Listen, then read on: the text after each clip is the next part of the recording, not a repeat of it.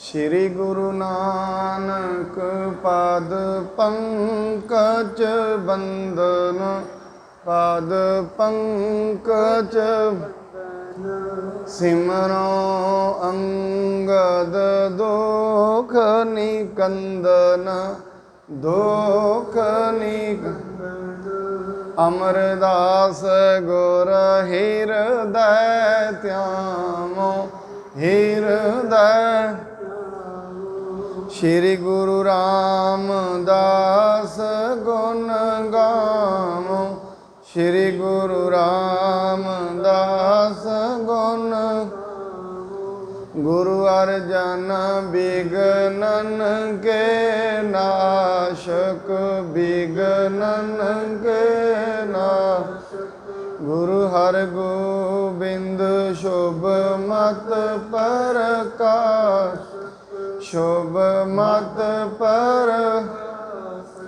गुरु हर राय नमो कर जोरी, नमो कर जोरी। गुरु हर कृष्ण मनाए बहोरी, मनाए बहोरी।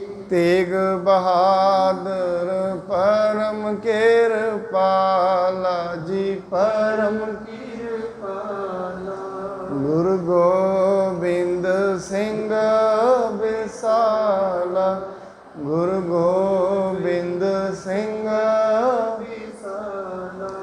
तरों तरापुर पुन पुन सीसा जी, पुन पुन सीसा। बंदों बार बार जगदीसा, बंदों बार बार जगदीसा। श्री गुरु ग्रंथ साहिब पातशाह महाराज जी की पावन पवित्र हजूरी अंदर जुड़ बैठी गुरु प्यारी गुरु सवारी साध संगत जी। आप जी श्री गुरु तेग बहादुर महाराज जी के पावन पवित्र अस्थान गुरुद्वारा सीसगंज साहिब विखे शाम के दीवाना के अंदर गुरु अमरदास महाराज जी के पावन जीवन की जो कथा चल रही है उस दे विच हाज़री भरन दे लई जुड़ बैठे हो। महाराज जी सच्चे पातशाह कल तई आपां ये श्रवण कीता सी, भाई सावणमल जी गुरु के द्वारे आए हैं, गुरु साहिब के द्वारे आके अपनी भुल बख्शाई है।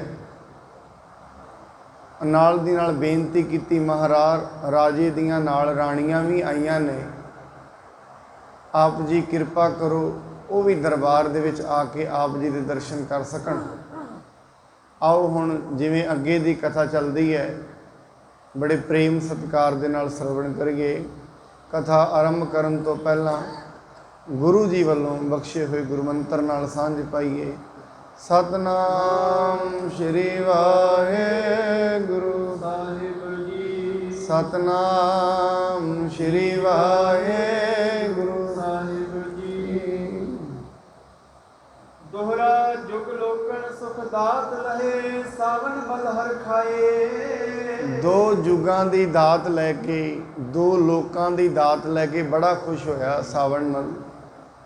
लोक दी दात मिली, परलोक दी दात मिली। लोक सफला हो गया, परलोक सफला हो गया है। महबा जानी गुरु की अपरना को दिखाए। नाले गुरु दी महिमा जान लई मन में ये समझदा है मना गुरु तो वड्डा कोई नहीं। जिड्डी गुरु दी महिमा है इतनी महिमा किसे दी नहीं है। सवैया छंद जथा जोग श्री सतगुर की नस, मम मन को नास्यो अहंकार। गुरु जी नूं जिवें चंगा लग्या सोचदा है उवें गुरु ने मेरे नाल कीता है। जे गुरु साहब इवें ना करदे मेरे मन में हंकार बनया रहना सी। और हंकार वो जर है जिवें लोहे नूं जर लग्या होए अंदरों अंदर ही लोहे नूं गाल दिंदा है। लोहे दे पल्ले वो कुछ नहीं छड्डदा। ਹੰਕਾਰ ਮਨੁੱਖ ਦੇ ਮਨ ਨੂੰ ਲੱਗਿਆ ਹੋਇਆ ਉਹ ਜ਼ਰ ਹੈ ਜਿਹੜਾ ਦਿਨ ਪ੍ਰਤੀ ਦਿਨ ਮਨੁੱਖ ਨੂੰ ਸਾੜ ਰਿਹਾ ਹੈ। ਦਿਨ ਪ੍ਰਤੀ ਦਿਨ ਇਹਦੇ ਗੁਣ ਖਾਈ ਜਾ ਰਿਹਾ ਹੈ, ਸ਼ੁਭ ਗੁਣਾਂ ਨੂੰ ਖਤਮ ਕਰ ਦਿੰਦਾ ਹੈ। ਸੰਗਤ ਦਈ ਗੁਪਤ ਬਸ ਹੋਏ, ਕਾਰਜ ਸਗਰੇ ਦਏ ਸੁਧਾਰ। ਗੁਰੂ ਸਾਹਿਬ ਜੀ ਨੇ ਖੁਸ਼ ਹੋ ਕੇ ਮੈਨੂੰ ਸੰਗਤ ਦੇ ਦਿੱਤੀ ਹੈ, ਨਾਲੇ ਮਹਾਰਾਜ ਜੀ ਨੇ ਰਾਜ ਦਿੱਤਾ ਹੈ, ਨਾਲੇ ਉੱਥੋਂ ਦੀ ਸੰਗਤ ਹਰੀਪੁਰ ਦੀ ਸੰਗਤ ਮੈਨੂੰ ਦੇ ਦਿੱਤੀ ਹੈ। ਮੁਦਿਤ ਹੋਏ ਕਰ ਬਿਨੈ ਬਖਾਨੀ, ਆਇਓ ਕੂਪ ਸਹਤ ਪਰਵਾਰ। ਨਾਲੇ ਖੁਸ਼ ਹੋ ਕੇ ਕਹਿੰਦਾ ਮਹਾਰਾਜ ਜੋ ਰਾਜਾ ਆਇਆ ਸਮੇਤ ਪਰਿਵਾਰ ਆਪ ਜੀ ਦੇ ਦਰਸ਼ਨ ਕਰਨ ਲਈ ਆਇਆ ਹੈ। ਸੈਨਾ ਪ੍ਰਜਾ ਸਚਿਵ ਸੰਗ ਸਗਰੇ, ਮੈਖੀ ਆਦਿਕ ਔਰਜੇਦਾਰ। ਮਹਾਰਾਜ ਉਹ ਰਾਜੇ ਦੀ ਸੇਨਾ, ਉਹਦੀਆਂ ਰਾਣੀਆਂ, ਉਹਦੇ ਮੰਤਰੀ ਸਾਰੇ ਹੀ ਆਪ ਜੀ ਦੇ ਦਰਸ਼ਨਾਂ ਨੂੰ ਆਏ ਹਨ। ਆਗਿਆ ਰਾਵਰ ਕੀ ਅਬ ਹੋਵੇ, ਦਰਸ਼ਨ ਕਰੇ ਸਵੀਪੀਆਨ। ਮਹਾਰਾਜ ਜੇ ਆਪ ਦੀ ਆਗਿਆ ਹੋਵੇ, ਜੇ ਤੁਸੀਂ ਆਗਿਆ ਬਖਸ਼ਿਸ਼ ਕਰੋ, ਉਹ ਵੀ ਆ ਕੇ ਤੁਹਾਡੇ ਦਰਸ਼ਨ ਕਰ ਲੈਣ। ਅਭਿਲਾਖਾ ਦਿਨ ਪੂਰਨ ਪ੍ਰਾਪਤ, ਕਹੇ ਬਿਲੋਚਨ ਸਬਲ ਮਹਾਨ। ਮਹਾਰਾਜ ਉਹਨਾਂ ਦੇ ਮਨ ਦੇ ਵਿੱਚ ਬੜੀਆਂ ਕਾਮਨਾਵਾਂ ਹਨ, ਬੜੀਆਂ ਇੱਛਾਵਾਂ ਲੈ ਕੇ ਤੁਹਾਡੇ ਦਰਸ਼ਨ ਕਰਨ ਆਏ ਨੇ। ਜੇ ਤੁਸੀਂ ਕਿਰਪਾ ਕਰੋ, ਤੁਹਾਡੇ ਦਰਸ਼ਨ ਕਰਕੇ ਉਹ ਵੀ ਆਪਣੀਆਂ ਕਾਮਨਾਵਾਂ ਪੂਰੀਆਂ ਕਰ ਸਕਦੇ ਹਨ। ਹੋਏ ਪੁਨੀਤ ਪਾਪ ਸਭ ਨਸਹਿ, ਪਾਵਹਿ ਕੁਲ ਬੰਧਨਾ ਖਾਨ। ਮਹਾਰਾਜ ਤੁਹਾਡੇ ਦਰਸ਼ਨ ਕਰਕੇ ਉਹ ਪੁਨੀਤ ਹੋ ਜਾਣਗੇ, ਉਹਨਾਂ ਦੇ ਸਾਰੇ ਪਾਪ ਧੋਤੇ ਜਾਣਗੇ। ਕਿਉਂਕਿ ਸਾਧ ਸੰਗਤ ਗੁਰੂ ਨੂੰ ਵੇਖ ਲੈਣਾ ਹੋਰ ਗੱਲ ਹੈ, ਗੁਰੂ ਨੂੰ ਮਿਲ ਲੈਣਾ ਹੋਰ ਗੱਲ ਹੈ, ਪਰਮਾਤਮਾ ਬਾਰੇ ਬੋਲ ਲੈਣਾ ਹੋਰ ਗੱਲ ਹੈ, ਉਹਦੇ ਬਾਰੇ ਸੁਣ ਲੈਣਾ ਹੋਰ ਗੱਲ ਹੈ, ਉਹਨੂੰ ਪਾ ਲੈਣਾ ਹੋਰ ਗੱਲ ਹੈ। ਬੜੀ ਦੁਨੀਆ ਪਰਮਾਤਮਾ ਬਾਰੇ ਸੁਣ ਵੀ ਲੈਂਦੀ ਹੈ, ਗਾ ਵੀ ਲੈਂਦੀ ਹੈ, ਪਾਉਂਦੀ ਨਹੀਂ। ਇਸ ਕਰਕੇ ਇੱਕ ਕਹਿੰਦੇ ਇੱਕ ਰਾਜ ਦੇ ਵਿੱਚ ਨਾ ਇੱਕ ਮਨੁੱਖ ਚਲੇ ਗਏ, ਉਹ ਜਾ ਕੇ ਕਹਿੰਦੇ ਨੇ, ਬੜੇ ਬਜ਼ੁਰਗ ਲੋਕ ਬੈਠੇ, ਕਹਿੰਦਾ ਇਹਦੀ ਉਮਰ 15 ਸਾਲ ਦੀ ਹੈ। ਵੈਸੇ ਉਹਦੀ ਸਰੀਰਕ ਆਯੂ ਬੜੀ ਲੱਗਦੀ, ਕਹਿੰਦੇ ਇਹਦੀ 15 ਸਾਲ ਦੀ ਹੈ।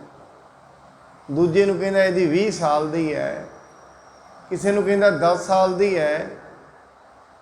ਕਹਿੰਦਾ ਉਮਰਾਂ ਤੇ ਇਹਨਾਂ ਦੀਆਂ ਸਰੀਰ ਦੀਆਂ ਐਵੇਂ ਲੱਗਦੀਆਂ ਨੇ ਜਿਵੇਂ ਕੋਈ 80 ਸਾਲ ਦਾ ਹੋਏ, ਤੁਸੀਂ ਇਹਨੂੰ 15 ਸਾਲ ਦਾ ਦੱਸ ਰਹੇ ਹੋ, ਕਾਰਨ ਕੀ ਹੈ? ਕਹਿੰਦੇ ਇਹਦਾ ਇੱਕੋ ਕਾਰਨ ਹੈ, ਇਹ ਰੱਬ ਦਾ ਨਾਂ 15 ਕੁ ਸਾਲ ਹੋਏ ਲੈਣ ਲੱਗਿਆ, ਫਿਰ ਉਮਰ ਤੇ ਉਨੀ ਗਿਣੀ ਜਾਣੀ ਹੈ ਜਿੰਨੀ ਰੱਬ ਦੇ ਨਾਂ 'ਚ ਲੰਘੀ ਹੈ, ਬਾਕੀ ਤੇ ਵਿਅਰਥ ਹੀ ਹੈ। ਮਨੁੱਖ ਦੀ 19 ਜ਼ਿੰਦਗੀ ਕਾਊਂਟ ਹੁੰਦੀ ਹੈ, 19 ਘੜੀਆਂ ਕਾਊਂਟ ਦੇ ਵਿੱਚ ਨੇ ਜਿੰਨੀਆਂ ਉਹਨੇ ਰੱਬ ਦੇ ਨਾਂ 'ਚ ਬਿਤਾਈਆਂ ਨੇ, ਬਾਕੀ ਤੇ ਵਿਅਰਥ ਹੀ ਹੈ।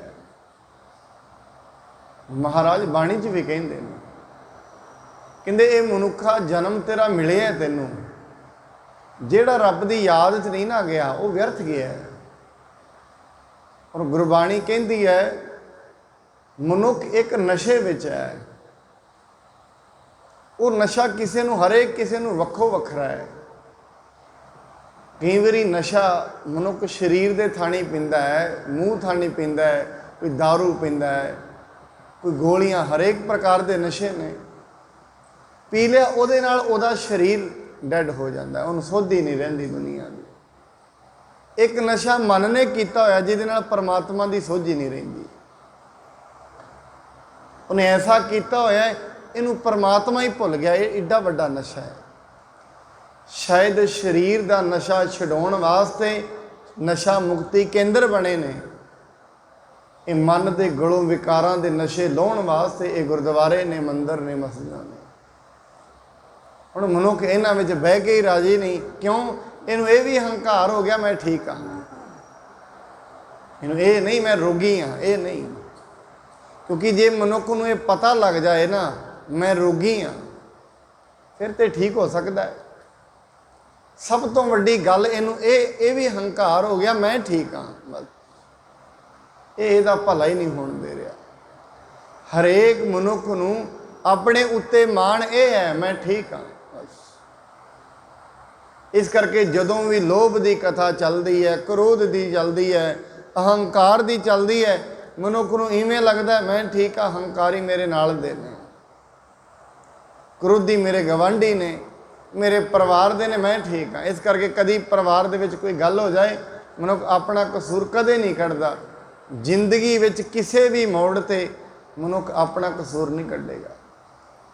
ਔਰ ਸਾਧ ਸੰਗਤ ਜਿਹੜਾ ਮਨੁੱਖ ਆਪਣਾ ਕਸੂਰ ਕੱਢਣਾ ਸ਼ੁਰੂ ਕਰ ਦੇਵੇ ਬਸ ਇਹ ਸਮਝ ਲੈਣਾ ਉਹਨੂੰ ਕੁਝ ਲੱਭ ਗਿਆ ਹੈ। ਜਿਹੜਾ ਇਹ ਕਹਿਣਾ ਸ਼ੁਰੂ ਕਰ ਦੇ ਮੇਰੇ ਤੋਂ ਵੀ ਗਲਤੀ ਹੋ ਸਕਦੀ ਹੈ ਬਸ ਇਹ ਸਮਝ ਲੈਣਾ ਉਹਨੂੰ ਕੁਝ ਮਿਲ ਗਿਆ। ਗੁਰੂ ਦੇ ਦਰ ਤੇ ਮਨੁੱਖ ਆਉਂਦਾ ਹੈ ਉਹਦੀ ਉਨੀ ਹੀ ਜ਼ਿੰਦਗੀ ਕਾਊਂਟ ਵਿੱਚ ਹੈ ਜਿੰਨੀ ਉਹ ਗੁਰੂ ਨੂੰ ਮਿਲਿਆ ਹੈ। ਗੁਰੂ ਨੂੰ ਮਿਲਣਾ, ਗੁਰੂ ਤੇ ਵਿਸ਼ਵਾਸ ਆ ਜਾਣਾ, ਰੱਬ ਨੂੰ ਮਿਲਣਾ, ਰੱਬ ਨੂੰ ਅਨੁਭਵ ਕਰ ਲੈਣਾ, ਰੱਬ ਨੂੰ ਮਿਲਣਾ, ਉਵੇਂ ਨਹੀਂ। ਉਸ ਤੋਂ ਪਹਿਲਾਂ ਵੇਖਿਆ, ਵੇਖਣ ਦੇ ਨਾਲ ਜ਼ਿੰਦਗੀ ਨਹੀਂ ਚੱਲਦੀ। ਬਾਣੀ ਦੇ ਵਿੱਚ ਫਰਮਾਨ ਹੈ ਸਤਿਗੁਰ ਨੂੰ ਸਭ ਕੋ ਵੇਖਦਾ ਜੇਤਾ ਜਗਤ ਸੰਸਾਰ ਡਿੱਠੇ ਮੁਕਤ ਨਾ ਹੋਵਈ ਜੇ ਚਰ ਸ਼ਬਦ ਨਾ ਕਰੇ ਵਿਚਾਰ। ਉਦੋਂ ਤੇ ਜ਼ਿੰਦਗੀ ਨਹੀਂ ਬਦਲਦੀ, ਸੋਚਣੀ ਨਹੀਂ ਬਦਲਦੀ, ਸਮਝਣੀ ਨਹੀਂ ਬਦਲਦੀ ਜਦੋਂ ਤਾਈਂ ਮਨੁੱਖ ਗੁਰੂ ਦੇ ਦੱਸੇ ਹੋਏ ਰਾਹ ਤੇ ਨਹੀਂ ਤੁਰਦਾ ਹੈ। ਸਰਦਾ ਧਰ ਤੁਰਤੇ ਹੈ ਜਪਦਿਓ ਤੁਮ ਅੰਤਰਜਾਮੀ ਸਭ ਜਾਨ। ਮਹਾਰਾਜ ਰਾਜੇ ਰਾਣੀਆਂ ਦਰਸ਼ਨ ਕਰਨ ਲਈ ਆਏ ਔਰ ਮਨ ਵਿੱਚ ਇਹ ਸੋਚ ਕੇ ਆਏ ਨੇ ਤੁਹਾਡੇ ਦਰਸ਼ਨਾਂ ਦੇ ਨਾਲ ਪਾਪ ਦੂਰ ਹੁੰਦੇ ਨੇ, ਤੁਹਾਨੂੰ ਬਾਰ-ਬਾਰ ਬੰਧਨਾ ਕਰ ਰਹੇ ਨੇ ਮਹਾਰਾਜ। ਇਸ ਕਰਕੇ ਆਪ ਜੀ ਇਹ ਕਿਰਪਾ ਕਰੋ, ਤੁਸੀਂ ਤੇ ਅੰਤਰਜਾਮੀ ਹੋ, ਤੁਸੀਂ ਤੇ ਉਹਨਾਂ ਦੀਆਂ ਦਿਲਾਂ ਦੀਆਂ ਜਾਣਦੇ ਹੋ, ਤੁਹਾਨੂੰ ਸਭ ਕੁਝ ਹੀ ਪਤਾ ਹੈ। ਸ੍ਰੀ ਗੁਰ ਅਮਰਦਾਸ ਕਰ ਕਰਨਾ ਕਹਿਓ ਦੇਗ ਤੇ ਭੋਜਨ ਖਾਏ। ਮਹਾਰਾਜ ਜੀ ਕਿਰਪਾ ਦੇ ਘਰ ਵਿੱਚ ਆਏ, ਕਹਿੰਦੇ ਭਾਈ ਗੁਰੂ ਘਰ ਦਾ ਵਿਧਾਨ ਹੈ ਪਹਿਲਾਂ ਉਹਨਾਂ ਨੂੰ ਲੰਗਰ ਛਕਾਓ, ਪਹਿਲਾਂ ਉਹਨਾਂ ਨੂੰ ਲੰਗਰ ਘਰ ਵਿੱਚ ਲੈ ਜਾਓ, ਉੱਥੇ ਪੰਗਤ ਕਰਾਓ, ਫਿਰ ਅਸੀਂ ਅਗਲੀ ਗੱਲ ਸੋਚਾਂਗੇ। ਨਰ ਸੰਗੀ ਸਭ ਹੀ ਸੰਗ ਆਨੈ ਇਸਤਰੀ ਰੂਪ ਨਾ ਆਵਣ ਪਾਏ। ਮਹਾਰਾਜ ਜੀ ਕਹਿੰਦੇ ਨਰ ਨੇ ਜਿੰਨੇ ਉਹ ਲੈ ਆਓ, ਇਸਤਰੀਆਂ ਭਾਵੇਂ ਦਰਬਾਰ ਵਿੱਚ ਹਜੇ ਨਾ ਆਉਣ। ਪੁੰਨ ਸਾਵਣ ਅਰਦਾਸ ਬਖਾਨੀ ਮਹਾਰਾਜ ਸੁਣੀਏ ਸੁਖਦਾਏ। ਫਿਰ ਸਾਵਣ ਮਲ ਅਰਦਾਸ ਕਰਨ ਲੱਗਿਆ ਮਹਾਰਾਜ ਕੀ ਕਾਰਨ ਹੈ ਇਸਤਰੀਆਂ ਕਿਉਂ ਨਹੀਂ? ਕਿਉਂਕਿ ਸਾਧ ਸੰਗਤ ਪਹਿਲਾਂ ਸਾਡੇ ਦੇਸ਼ 'ਚ ਇੱਕ ਪ੍ਰਥਾ ਚੱਲਦੀ ਸੀ ਪਰਦਾ ਪ੍ਰਥਾ, ਅੱਜ ਤਾਈਂ ਵੀ ਚੱਲਦੀ ਹੈ ਕਈ ਰਾਜਿਆਂ ਦੇ ਵਿੱਚ। ਉਦੋਂ ਫਿਰ ਗੁਰੂ ਘਰ ਵੀ ਆਉਣਾ ਲੋਕਾਂ ਪਰਦੇ ਵਿੱਚ ਹੀ ਆਉਂਦੇ ਹੁੰਦੇ ਸੀ। ਉਹ ਜਿਹੜੀ ਉਹ ਸ਼ੁਰੂ ਤੋਂ ਚੱਲਦੀ ਆਉਂਦੀ ਸੀ। ਮਹਾਰਾਜ ਜੀ ਨੇ ਉਹ ਪਰਦਾ ਪ੍ਰਥਾ ਵੀ, ਕਿਉਂਕਿ ਇਹ ਵੀ ਇੱਕ ਇਸਤਰੀ ਦੇ ਉੱਤੇ ਬੜਾ ਵੱਡਾ ਗੁਲਾਮੀ ਦਾ ਚਿੰਨ੍ਹ ਸੀ, ਕਿਉਂਕਿ ਨਰ ਨੂੰ ਹਮੇਸ਼ਾ ਨਰ ਪ੍ਰਧਾਨ ਸੁਸਾਇਟੀ ਮੰਨੀ ਜਾਂਦੀ ਹੈ, ਇਸਤਰੀ ਤੇ ਹਮੇਸ਼ਾ ਰੋਕਾਂ ਲਾਈਆਂ ਗਈਆਂ। ਇਹ ਗੁਰੂ ਨਾਨਕ ਸਾਹਿਬ ਸੀ ਜਿਨ੍ਹਾਂ ਨੇ ਇਸਤਰੀ ਦੇ ਪੱਖ ਦੇ ਵਿੱਚ ਆਵਾਜ਼ ਚੁੱਕੀ। ਜਿਸ ਤੇ ਇਸਤਰੀ ਨੂੰ ਨਿੰਦਿਆ ਜਾਂਦਿਆ ਸੀ, ਪਰਦੇ ਦੇ ਅਧਿਕਾਰੀ ਕਿਹਾ ਜਾਂਦਾ ਸੀ, ਗੁਰੂ ਨਾਨਕ ਸਾਹਿਬ ਜੀ ਨੇ ਆਵਾਜ਼ ਬੁਲੰਦ ਕੀਤੀ ਨਹੀਂ। ਉਹ ਇਸਤਰੀ ਮਾੜੀ ਕਿਵੇਂ ਹੋ ਸਕਦੀ ਹੈ ਜਿਹਦੀ ਕੁੱਖ ਤੋਂ ਇੱਕ ਰਾਜਾ ਜਨਮ ਲੈਂਦਾ ਹੈ, ਇੱਕ ਭਗਤ ਜਨਮ ਲੈਂਦਾ ਹੈ? ਉਹ ਜਨਨੀ ਕਿਵੇਂ ਮਾੜੀ ਹੋ ਗਈ? ਫਿਰ ਉਹਦੀ ਕੁੱਖ ਤੋਂ ਜਿਹਨੇ ਜਨਮ ਲਿਆ ਫਿਰ ਉਹ ਵੀ ਮਾੜਾ ਹੈ। ਜੇ ਇਸਤਰੀ ਮਾੜੀ ਹੈ ਫਿਰ ਉਹਦੇ ਤੋਂ ਜਨਮ ਲੈਣ ਵਾਲਾ ਵੀ ਮਾੜਾ ਹੈ, ਕਿਉਂਕਿ ਉਹਦੇ ਨਾਲ ਹੀ ਤੇ ਜ਼ਿਆਦਾ ਸੰਪਰਕ ਬੱਚੇ ਦਾ ਆਪਣੀ ਮਾਂ ਨਾਲ ਹੁੰਦਾ ਹੈ, ਕਿਉਂਕਿ ਮਾਂ ਨੇ ਉਹਨੂੰ 9 ਮਹੀਨੇ ਪਾਲਿਆ ਹੈ। ਇਸ ਕਰਕੇ ਮਹਾਰਾਜ ਜੀ ਨੇ ਕਿਹਾ ਨਹੀਂ, ਸੋ ਕਿਉਂ ਮੰਦਾ ਆਖੀਐ ਜਿਤ ਜੰਮਹਿ ਰਾਜਾ। ਉਹ ਮੰਦੀ ਕਿਵੇਂ ਹੈ? ਤੁਸੀਂ ਉਸ ਨੂੰ ਮੰਦਾ ਕਿਵੇਂ ਆ ਸਕਦੇ ਹੋ ਜਿਹਦੀ ਕੁੱਖ ਤੋਂ ਵੱਡੇ ਵੱਡੇ ਭਗਤਾਂ ਦਾ, ਸੂਰਮਿਆਂ ਦਾ ਜਨਮ ਹੋਇਆ ਹੈ? ਇਸ ਕਰਕੇ ਇਹ ਵੀ ਇੱਕ ਪ੍ਰਥਾ ਦੀ ਸਤੀ ਪ੍ਰਥਾ। ਗੁਰੂ ਅਮਰਦਾਸ ਜੀ ਨੇ ਸਤੀ ਪ੍ਰਥਾ ਦਾ ਪੁਰਜੋਰ ਵਿਰੋਧ ਕੀਤਾ, ਉਹਨੂੰ ਬੰਦ ਕਰਾਇਆ। ਸਤੀ ਪ੍ਰਥਾ ਕਿਸੇ ਇਸਤਰੀ ਦੇ ਪਤੀ ਨੇ ਚੜ੍ਹਾਈ ਕਰ ਜਾਣਾ। ਸਮਾਜ ਦੇ ਕੁਝ ਐਸੇ ਸ਼ੰਕਾਵਾਦੀਆਂ ਨੇ ਵੀ ਸਮਾਜ ਕਿਤੇ ਖਰਾਬ ਨਾ ਹੋਏ, ਇਸਤਰੀ ਉਸ ਨੂੰ ਖਰਾਬ ਨਾ ਕਰ ਦੇਵੇ, ਉਹਨੂੰ ਨਾਲ ਹੀ ਸਾੜ ਦਿੱਤਾ ਜਾਂਦਾ ਸੀ। ਜਿਹਨੂੰ ਮਹਾਰਾਜ ਨੇ ਸਤੀਆਂ ਇਹ ਨਾ ਆਖੀਆਂ, ਮਹਾਰਾਜ ਨੇ ਇਹ ਕਿਹਾ, ਉਹ ਸਤੀਆਂ ਨਹੀਂ ਜਿਹੜੀਆਂ ਮੜੀਆਂ ਦੇ ਨਾਲ ਜਲ ਕੇ ਮਰ ਜਾਂਦੀਆਂ ਨੇ, ਉਹ ਸਤੀਆਂ ਨਹੀਂ ਹਨ। ਇਸ ਕਰਕੇ ਸਤੀ ਪ੍ਰਥਾ ਨੂੰ ਵਿਰੋਧ ਕਰੋ। ਇਹ ਨਾਰੀ ਦੇ ਉੱਤੇ ਅਤਿਆਚਾਰ ਹੈ, ਐਸਾ ਨਹੀਂ ਹੋਣਾ ਚਾਹੀਦਾ। ਜੇ ਇੱਕ ਪੁਰਸ਼ ਨੂੰ ਇਸ ਸਮਾਜ ਦੇ ਵਿੱਚ ਰਹਿਣ ਦਾ ਹੱਕ ਹੈ, ਇੱਕ ਇਸਤਰੀ ਨੂੰ ਕਿਉਂ ਨਹੀਂ ਹੈ? ਸਾਰੀਆਂ ਪਾਬੰਦੀਆਂ ਇੱਕ ਇਸਤਰੀ ਤੇ ਕਿਉਂ ਲਾਈਆਂ ਜਾਂਦੀਆਂ ਨੇ? ਇਸ ਦੀ ਆਵਾਜ਼ ਗੁਰੂ ਨਾਨਕ ਦੇ ਘਰ ਵਿੱਚੋਂ ਗੁਰੂ ਨਾਨਕ ਸਾਹਿਬ ਨੇ ਚੁੱਕੀ। ਗੁਰੂ ਅਮਰਦਾਸ ਜੀ ਦੇ ਅੱਗੇ ਹੁਣ ਸਾਵਣ ਮਲ ਅਰਦਾਸ ਕਰਦਾ ਹੈ, ਮਹਾਰਾਜ ਮੇਰੀ ਇਹ ਅਰਦਾਸ ਸੁਣੋ। ਚਿਤ ਆਸਾ ਪਰ ਅਦਕ ਪ੍ਰੇਮ ਕਰ, ਕਹਿ ਨਿਰਖ ਸੋਈ ਸਮੁਦਾਏ। ਮਹਾਰਾਜ ਉਹ ਬੜੀਆਂ ਆਸਾਂ ਲੈ ਕੇ ਆਈਆਂ ਨੇ, ਤੁਸੀਂ ਕਹਿ ਰਹੇ ਹੋ ਉਹਨਾਂ ਨੂੰ ਅੰਦਰ ਨਹੀਂ ਆਉਣਾ। ਇਸ ਕਰਕੇ ਆਪ ਜੀ ਕਿਰਪਾ ਕਰੋ, ਉਹ ਰਾਜਿਆਂ ਦੇ ਨਾਲ ਆਸਾਂ ਲੈ ਕੇ ਤੁਹਾਡੇ ਦਰਸ਼ਨ ਕਰਨ ਲਈ ਆਈਆਂ ਹਨ। ਕਰੋ ਆਪ ਬਿਲਾਖਾ ਪੂਰਨ, ਕਹਿਤ ਦੂਰ ਤੇ ਪਹੁੰਚੀ ਆਏ। ਮਹਾਰਾਜ ਤੁਸੀਂ ਤੇ ਸਾਰਿਆਂ ਦੀਆਂ ਇੱਛਾਵਾਂ ਪੂਰੀਆਂ ਕਰਦੇ ਹੋ। ਜਿਹੜਾ ਵੀ ਇੱਛਾ ਧਾਰਨ ਕਰਕੇ ਆਉਂਦਾ ਹੈ ਤੁਸੀਂ ਉਹਦੀ ਪੂਰੀ ਕਰਦੇ ਹੋ। ਉਹ ਵੀ ਤੇ ਇੱਛਾ ਧਾਰ ਕੇ ਆਈਆਂ ਹਨ। ਆਪ ਜੀ ਉਹਨਾਂ ਦੀਆਂ ਵੀ ਇੱਛਾਵਾਂ ਨੂੰ ਪੂਰਨ ਕਰੋ। ਹੋਏ ਨਿਰਾਸ ਬਿਨ ਦਰਸ਼ਨ ਗਮਨੇ, ਬਹੁਤ ਵੀ ਸੁਰ ਹੈ ਕੀ ਦੁਖ ਪਾਏ। ਮਹਾਰਾਜ ਇੰਨੀ ਨੇੜੇ ਆ ਕੇ ਵੀ ਜੇ ਦਰਸ਼ਨ ਨਾ ਹੋਏ ਫਿਰ ਮਨ ਵਿੱਚ ਬੜਾ ਪਛਤਾਉਣਗੀਆਂ ਰਾਣੀਆਂ।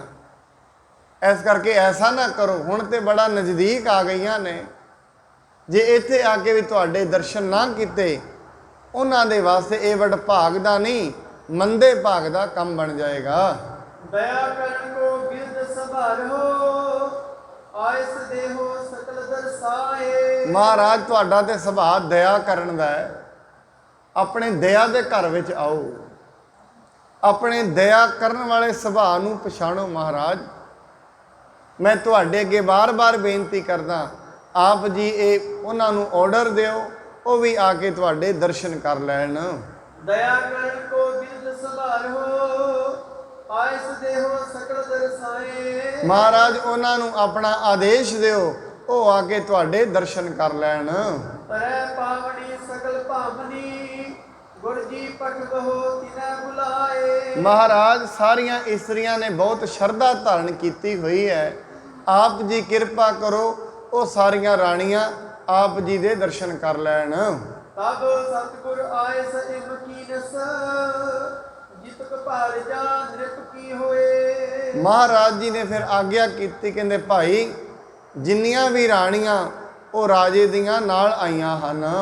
ਦਾਸੀ ਆਦ ਅਪਰਜੇਦਾਰਾ, ਰੰਗਦਾਰ ਅੰਬਰ ਦੇ ਜੋਏ। ਮਹਾਰਾਜ ਜੀ ਕਹਿੰਦੇ ਦਾਸੀਆਂ ਨੇ ਭਾਵੇਂ ਰਾਣੀਆਂ ਨੇ, ਉਹਨਾਂ ਨੇ ਜੇ ਰੰਗਦਾਰ ਕੱਪੜੇ ਪਾਏ ਹੋਏ ਹਨ। ਸਭ ਸੋ ਕਹੋ ਸਵੇਤ ਕਰ ਕੋਸ਼ਿਸ਼, ਮੁਖ ਕੋ ਨਹੀਂ ਛੁਪਾਵੇ ਕੋਏ। ਮਹਾਰਾਜ ਜੀ ਕਹਿੰਦੇ ਨੇ ਜੇ ਉਹਨਾਂ ਨੇ ਕੋਈ ਭੜਕੀਲੇ ਵਸਤਰ ਉਸ ਪ੍ਰਕਾਰ ਦੇ ਪਾਏ ਹੋਏ ਹਨ, ਨਿਮਰਤਾ ਧਾਰ ਕੇ ਸਾਧ ਸੰਗਤ ਦੇ ਵਿੱਚ ਆਉਣ। ਜੇ ਮੁਖ ਦੇ ਉੱਤੇ ਪਰਦਾ ਲਗਾਇਆ ਹੋਇਆ ਹੈ ਉਸ ਨੂੰ ਉਤਾਰ ਕੇ ਆਉਣ। ਦਰਸ਼ਨ ਕਰ ਕਰ ਸਗਰੀ ਗਮਨ ਹੈ, ਇਸ ਪ੍ਰਕਾਰ ਕੀ ਬਲ ਕਹਿਆ ਸੋਏ। ਮਹਾਰਾਜ ਜੀ ਕਹਿੰਦੇ ਨੇ ਇਸ ਕਰਕੇ ਐਵੇਂ ਦੇ ਉਹ ਆਉਣ, ਸਾਧ ਸੰਗਤ ਦੇ ਵਿੱਚ ਨਿਮਰਤਾ ਦੇ ਨਾਲ ਆਉਣ, ਪਰਦਾ ਨਹੀਂ ਲਗਾਉਣਾ ਹੈ ਤੇ ਦਰਸ਼ਨ ਕਰਕੇ ਉਹ ਜਾ ਸਕਦੀਆਂ ਹਨ।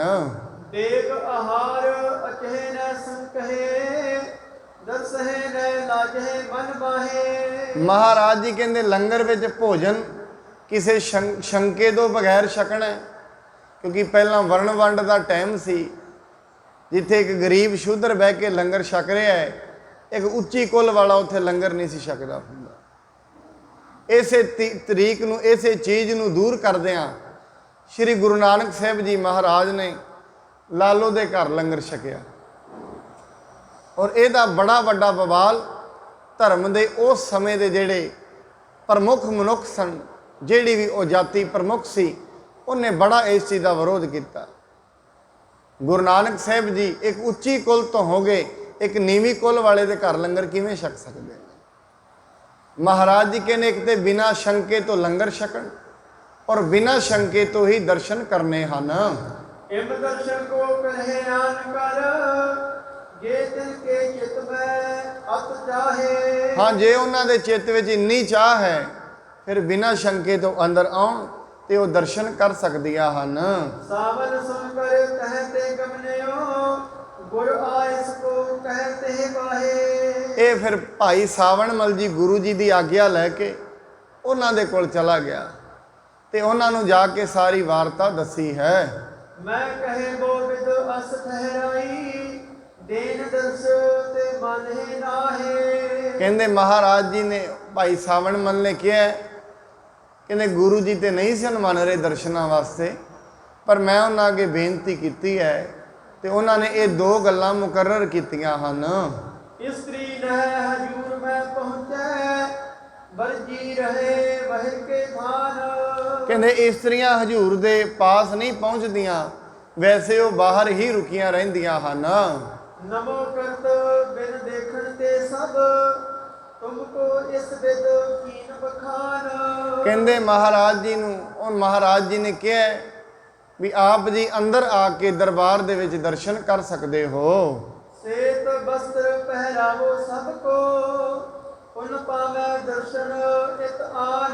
ਮਹਾਰਾਜ ਜੀ ਨੇ ਕਿਹਾ ਆਪ ਜੀ ਸਾਰੀਆਂ ਨਿਮਰਤਾ ਦੇ ਵਿੱਚ ਆਓ, ਸ਼ਵੇਤ ਕੱਪੜੇ ਸਫੇਦ ਕੱਪੜੇ ਪਾ ਕੇ, ਭੜਕੀਲੇ ਨਹੀਂ, ਕਿਉਂਕਿ ਐਵੇਂ ਮਨ ਵਿੱਚ ਹੰਕਾਰ ਨਾ ਆਏ ਅਸੀਂ ਰਾਜੇ ਹਾਂ, ਕਿਉਂਕਿ ਸੰਗਤ ਦੇ ਵਿੱਚ ਹੋਰ ਵੀ ਮਨੁੱਖ ਹੁੰਦੇ ਨੇ। ਬਿਲਕੁਲ ਨਿਮਰਤਾ ਧਾਰਨ ਕਰਕੇ ਸੰਗਤ ਵਿੱਚ ਆਉਣਾ, ਸਫੇਦ ਵਸਤਰ ਪਾ ਕੇ ਆਉਣੇ ਨੇ। ਕਿਉਂਕਿ ਜਿਵੇਂ ਸਾਧ ਸੰਗਤ ਅਸੀਂ ਵੇਖਦੇ ਹਾਂ ਕਿ ਸਕੂਲ ਦੀ ਵਰਦੀ ਹੁੰਦੀ ਹੈ, ਉਹ ਵਰਦੀ ਦਾ ਕਾਰਨ ਇੱਕ ਹੀ ਹੁੰਦਾ ਹੈ। ਉਹਦਾ ਕਾਰਨ ਇਹ ਹੈ ਕਿਤੇ ਬੱਚੇ ਦੇ ਮਨ ਵਿੱਚ ਭਾਵਨਾ ਨਾ ਆਏ ਮੈਂ ਵੱਡੇ ਵਸਤਰ ਪਾਏ ਨੇ, ਛੋਟੇ ਵਰਦੀ ਸਾਰਿਆਂ ਦੀ ਬਰਾਬਰ ਕੀਤੀ ਜਾਏ। ਬੱਚੇ ਦਾ ਕਿਤੇ ਧਿਆਨ ਕੱਪੜਿਆਂ ਵੱਲ ਨਾ ਚਲਿਆ ਜਾਏ। ਇਸ ਕਰਕੇ ਸੰਗਤ ਦੇ ਵਿੱਚ ਵੀ ਮਨੁੱਖ ਨੂੰ ਜਿੰਨਾ ਹੋਏ ਨਿਮਰਤਾ ਵਿੱਚ ਆਉਣਾ ਚਾਹੀਦਾ ਹੈ, ਕਿਉਂਕਿ ਜਿਹੜਾ ਫਲ ਲੱਗਦਾ ਹੈ ਉਹ ਨਿਮਰਤਾ ਨੂੰ ਲੱਗਦਾ ਹੈ। ਗੁਰੂ ਦੇ ਦਰ ਦੇ ਵਿੱਚ ਮਨੁੱਖ ਜਿੰਨਾ ਨਿਮਾਣਾ ਹੋ ਕੇ ਆਉਂਦਾ ਹੈ ਉਨਾ ਹੀ ਇੱਥੋਂ ਕੁਝ ਪ੍ਰਾਪਤ ਕਰਕੇ ਜਾ, ਕਿਉਂਕਿ ਇਹ ਸੰਗਤ ਹੈ, ਇਹ ਗੁਰੂ ਦਾ ਦਰਬਾਰ ਹੈ, ਇੱਥੋਂ ਕੁਝ ਪ੍ਰਾਪਤ ਕਰਨਾ ਹੈ ਮਨੁੱਖ ਨੇ, ਕੁਝ ਲੈਣ ਆਉਣਾ ਹੈ। ਇੱਥੇ ਦੁਨੀਆ ਦੀ ਪ੍ਰਵਾਹ ਜਿਹੜੀ ਹੈ ਉਹ ਦਰਵਾਜ਼ੇ ਤੋਂ ਬਾਹਰ ਛੱਡ ਕੇ ਆਉਣੀ ਹੈ। ਜੇ ਦੁਨੀਆ ਦੇ ਵਾਸਤੇ ਮਨੁੱਖ ਕੁਝ ਕਰਦਾ ਆਇਆ ਗੁਰਦੁਆਰੇ, ਫਿਰ ਤੇ ਵਿਅਰਥ ਚਲਾ ਗਿਆ ਉਹਦਾ। ਇੱਥੇ ਤੇ ਉਹਦੇ ਮਨ ਵਿੱਚ ਚਾਹ ਹੋਏ ਮੈਂ ਗੁਰੂ ਦੇ ਦਰਬਾਰੇ ਚੱਲਿਆ, ਗੁਰੂ ਨੂੰ ਮਿਲਣ ਚੱਲਿਆ, ਉੱਥੇ ਦੁਨੀਆ ਨੂੰ ਮਿਲਣ ਨਹੀਂ ਚੱਲਿਆ। ਦੁਨੀਆ ਆਏ ਭਾਵੇਂ ਕੋਈ ਆਏ, ਭਾਵੇਂ ਕੋਈ ਰਿਸ਼ਤੇਦਾਰ ਆਏ, ਜੈਸਾ ਮਨ, ਕਿਉਂਕਿ ਘਰੋਂ ਡਿਸਾਈਡ ਤੇ ਕੀਤਾ ਹੈ ਨਾ ਮੈਂ ਕੋਈ ਲੈ ਕੇ ਆਉਣਾ ਹੈ। ਕਿਉਂਕਿ ਮਨੁੱਖ ਜ਼ਿੰਦਗੀ ਦੇ ਵਿੱਚ ਕੁਝ ਵੀ ਪ੍ਰਾਪਤ ਕਰਦਾ ਹੈ ਉਹ ਡਿਸਾਈਡ ਕਰਦਾ ਹੈ ਜਿਹਦੇ ਕੋਲ ਮੈਂ ਲੈਣ ਚੱਲਿਆ ਉਹ ਕਿਹੜੀਆਂ ਵਸਤੂਆਂ ਦੇ ਨਾਲ ਪ੍ਰਸੰਨ ਹੁੰਦਾ ਹੈ। ਤੇ ਮਨੁੱਖ ਨੂੰ ਇਹ ਪਤਾ ਵੀ ਹੋਣਾ ਚਾਹੀਦਾ ਗੁਰੂ ਕਿਹੜੀਆਂ ਵਸਤੂਆਂ ਨਾਲ ਪ੍ਰਸੰਨ ਹੁੰਦਾ ਹੈ, ਗੁਰੂ ਕਿਹੜੀ ਚੀਜ਼ ਦੀ ਆਸ ਰੱਖਦਾ ਹੈ, ਕਿਹੜੀਆਂ ਚੀਜ਼ਾਂ ਦੇ ਨਾਲ ਉਹਨੂੰ ਇਹ ਲੱਗਦਾ ਹੈ ਵੀ ਮਨੁੱਖ ਇਹ ਠੀਕ ਹੈ। ਇਸ ਕਰਕੇ ਭਾਈ ਸਾਵਣ ਮਲ ਨੇ ਕਿਹਾ ਵੀ ਭਾਈ ਗੁਰੂ ਜੀ ਇਹ ਕਹਿੰਦੇ ਨੇ ਬੜੇ ਸਿੰਪਲ ਦੇ ਲਿਬਾਸ ਦੇ ਵਿੱਚ ਆਪ ਜੀ ਨੇ ਗੁਰੂ ਦੇ ਸਾਹਮਣੇ ਆਉਣਾ ਹੈ। ਸੁਨ ਮਹਿ ਪਾਲਕ ਬਾਣੀ ਤਿਸ ਬਿਦ ਮੁੱਦਤ ਭਇਓ ਮਨ ਵਿਖੇ ਮਹਾਨ। ਇਹ ਸੁਣ ਕੇ ਰਾਜੇ ਨੇ ਗੱਲ ਮੰਨ ਲਈ ਅਤੇ ਮਨ ਵਿੱਚ ਬਹੁਤ ਹੀ ਪ੍ਰਸੰਨ ਹੋਇਆ ਹੈ। ਸਭਨ ਦੇਖ ਤੇ ਭੋਜਨ ਖਾਇਓ ਬਹੁਰ ਗਇਓ ਸੰਗ ਲੈ ਰਣਵਾਸ। ਉਸ ਤੋਂ ਬਾਅਦ ਉਹਨਾਂ ਸਾਰਿਆਂ ਨੇ ਲੰਗਰ ਛਕਿਆ। ਪਹਿਲਾਂ ਗੁਰੂ ਜੀ ਨੇ ਕਿਹਾ ਲੰਗਰ ਛਕੋ, ਫਿਰ ਸਾਰੀਆਂ ਰਾਣੀਆਂ ਨੂੰ ਨਾਲ ਲੈ ਕੇ ਰਣਵਾਸ ਚਲਾ ਗਿਆ ਹੈ। ਬਸਤਰ ਸੁਪੇਦ ਸਭੇ ਤਨ ਧਾਰੇ ਬਦਨ ਅਛਾਦਿਓ ਨਹਿ ਕਿਸ ਬਾਸ। ਫਿਰ ਸਾਰੀਆਂ ਨੇ ਸਵੇਤ ਵਸਤਰ ਧਾਰਨ ਕੀਤੇ ਔਰ ਕਿਸੇ ਨੇ ਵੀ ਮੁੱਖ ਦੇ ਉੱਤੇ ਕੱਪੜਾ ਨਹੀਂ ਟਕਿਆ ਹੋਇਆ ਹੈ। ਸਤਿਗੁਰ ਖੜੇ ਰਹਿਤ ਗਹਿ ਕੈਲਕ बीच चुबारे ऊंच आवास। महाराज जी चुबारे विच एक बारी सी जिहड़ी उस विच किल्ली दे नाल महाराज भगती करते हुंदे सन। वो किल्ली महाराज जी फड़ के हमेशा भगती विच लगे रहिंदे सन। उती दरीची निकट तिसी कहो दर्शन करहे जिन्हों कहो प्यास। महाराज वो बारी सी चुबारे दे विच उत्थे ही महाराज खलोंदे सन। जिन्हां नूं भी दर्शनां दी आस हुंदी सी ਉਹ ਬਾਰੀ ਦੇ ਸਾਹਮਣੇ ਹੀ ਆ ਕੇ ਦਰਸ਼ਨ ਕਰਿਆ ਕਰਦੇ ਸਨ। तिसके करे खरे हुए कर गए अवलोकत गुर रूप सुजान। ਉੱਥੇ ਹੀ ਖਲੋ ਕੇ ਜਿਹੜੇ ਸੁਜਾਨ ਮਨੁੱਖ ਆਉਂਦੇ ਸੀ ਉਹ ਗੁਰੂ ਸਾਹਿਬ ਦਾ ਦਰਸ਼ਨ ਕਰਿਆ ਕਰਦੇ ਸਨ। दर्शन कर कर गबनत आगे अपर आए हिरे तिस स्थान। ਜਿੰਨੇ ਪਹਿਲੇ ਹੁੰਦੇ ਸੀ ਦਰਸ਼ਨ ਕਰਕੇ ਅੱਗੇ ਚਲੇ ਜਾਂਦੇ ਸਨ, ਦੂਜੇ ਫਿਰ ਆ ਕੇ ਦਰਸ਼ਨ ਕਰਦੇ, ਕਿਉਂਕਿ ਗੁਰੂ ਦੇ ਦਰਸ਼ਨਾਂ ਦੇ ਵਿੱਚ ਮਹਾਨ ਫਲ ਹੈ।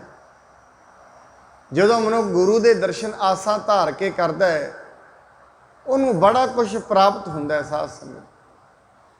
ਇਸ ਕਰਕੇ ਬੜੇ ਸਿੱਖ ਐਸੇ ਹੋਏ ਨੇ ਜਿਹੜੇ ਗੁਰੂ ਦੇ ਦਰਸ਼ਨਾਂ ਕਰ ਕਰਕੇ ਬਹੁਤ ਕੁਝ ਉਹਨਾਂ ਨੇ ਆਪਣਾ ਉਧਾਰ ਕਰਾਇਆ, ਆਪਣੀ ਜ਼ਿੰਦਗੀ ਵਿੱਚ ਬਹੁਤ ਕੁਝ ਪ੍ਰਾਪਤ ਕੀਤਾ। ਔਰ ਗੁਰੂ ਦੇ ਨਾਲ ਵੀ, ਔਰ ਸਾਧ ਸੰਗਤ ਜੀ ਜਿਹੜੇ ਗੁਰੂ ਦੇ ਨਾਲ ਗੁਰੂ ਦੇ ਦਰਸ਼ਨ ਕਰਦੇ ਹਨ, ਗੁਰੂ ਨਾਲ ਉਹਨਾਂ ਦਾ ਪ੍ਰੇਮ ਵੀ ਬੜਾ ਬਣ ਜਾਂਦਾ ਹੈ।